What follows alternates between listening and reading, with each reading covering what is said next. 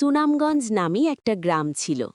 সেই গ্রামে ছোট্ট একটা কুঁড়েঘরে বাস করত দুই বোন, মিষ্টি ও বৃষ্টি, আর তাদের মা।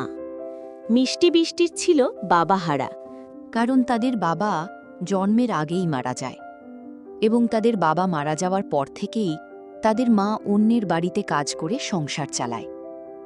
একদিন তারা দুই বোন বাড়ির উঠানে বসে বসে গল্প করছিল। তারা একে অপরের সাথে কি যেন কষ্টের কথা বলছিল। মনে হয় তাদের বাবা না থাকার গভীর কষ্ট। কিছুক্ষণ পর তাদের মা কমলা ঘর থেকে বের হচ্ছিল। বের হতে হতে মিষ্টি ও বৃষ্টিকে ডাকা শুরু করল। আচ্ছা, একটা কথা বলি মা, সবার বাবা তো দেখি তাদের বাবার সাথে খেলা। তোরা কষ্ট পাস না। কে বলেছে তোদের বাবা নেই? তোদের বাবা তো তোদের সাথেই থাকে, তোদের মনের ভিতরেই থাকে। তাছাড়া আমি তো তোদের সাথে সারাক্ষণই থাকি।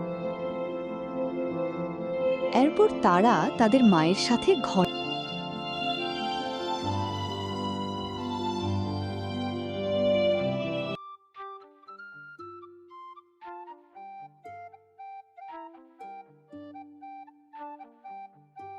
কিছুদিন পর হঠাৎ একদিন তাদের মা অসুস্থ হয়ে যায়। খাবার খেতে পারে না, বিছানায় শুয়ে শুয়ে অসুখে।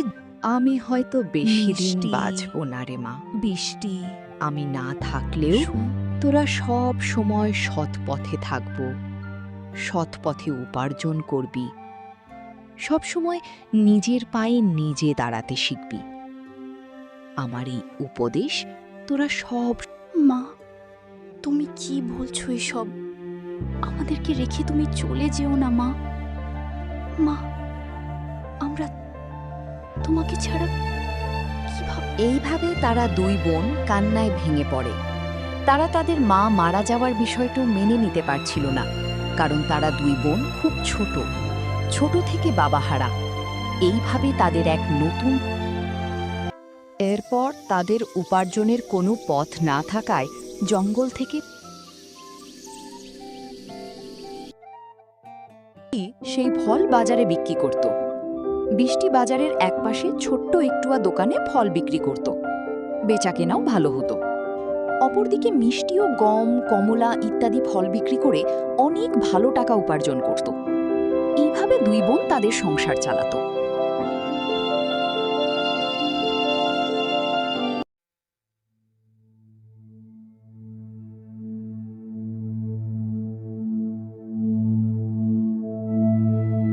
মিষ্টি বৃষ্টি বড় হয়ে যায়। তারা একটু একটু করে সৎ পথে অর্থ জমিয়ে অনেক অর্থের মালিক হয়। তারা তাদের মায়ের কথা মতো নিজেদের জীবনে সব সময় সৎ পথে ছিল। তারা কখনো অন্যায়ের পথে যায়নি। কিছুদিনের মধ্যেই একটি বড় দুতলা বাড়ি তৈরি করে। সেই বাড়িতে দুই বোন সুখ শান্তিতে জীবনযাপন শুরু।